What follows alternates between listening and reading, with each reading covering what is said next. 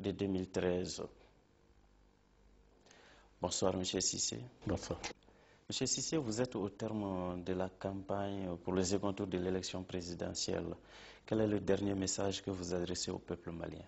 C'est une nouvelle élection qui se présente à nous. Car si le premier tour est fait pour choisir parmi plusieurs candidats, le second est fait pour éliminer un candidat.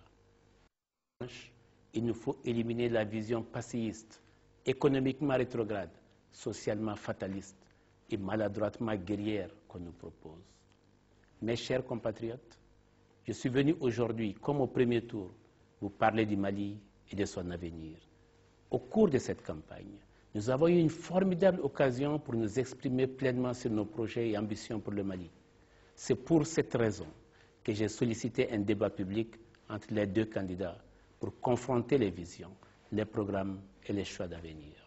Face à notre programme pour un Mali nouveau, ambitieux, crédible et réaliste, le camp d'en face a préféré fuir le débat et servir au peuple malien un programme incohérent et sans boussole, avec des promesses vagues, fondées majoritairement sur un virtuel honneur et un prétendu bonheur des Maliens.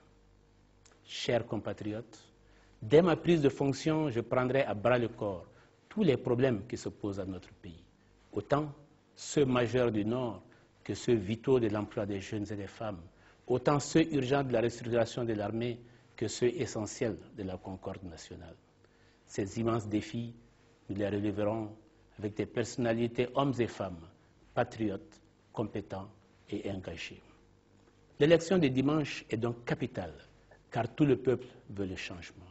Changement, oui, car il y a ceux qui se réclament du changement alors qu'ils assument depuis 20 ans, avec tous les régimes qui se sont succédés, les plus hautes fonctions de l'État. Il y a ceux qui incarnent réellement le changement par leurs propositions de programmes et par leur expertise diversifiée, leur amour de la patrie sans démagogie, leurs compétences, leur rigueur et leur engagement. Je crois sincèrement en notre capacité à propulser le Mali en avant. Je connais le Mali pour l'avoir servi et je continue à le servir sans calcul. J'ai pour le Mali un amour patriotique, un amour sans partage pour son développement et sa quiétude. Chers compatriotes, ce dimanche, c'est une nouvelle élection qui aura lieu. Le vote libre et sécurisé de chaque citoyenne et citoyen mérite le respect. J'en appelle donc à la vigilance du gouvernement et de la communauté internationale pour que les dérives du premier tour ne se répètent pas. Chers compatriotes, l'avenir, nous comptons fièrement le bâtir avec les jeunes et les femmes qui constituent de véritables atouts pour le développement de notre pays.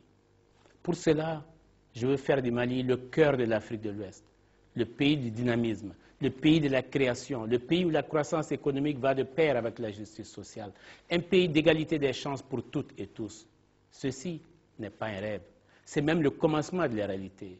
Cet optimisme partagé prend sa source dans notre passé glorieux et légendaire afin de propulser le Mali plus haut et plus fort. Oui, je crois en notre capacité à prendre notre destin en main et à rebâtir avec les matériaux de la modernité le grand Mali, notre Maliba. Je vous propose donc, Maliennes et Maliens, de tous bords, de commencer maintenant, de commencer dès maintenant, car le temps presse et notre principal défi sera notre capacité à absorber tous les fonds publics et privés que la communauté internationale a mis et mettra à la disposition de notre pays.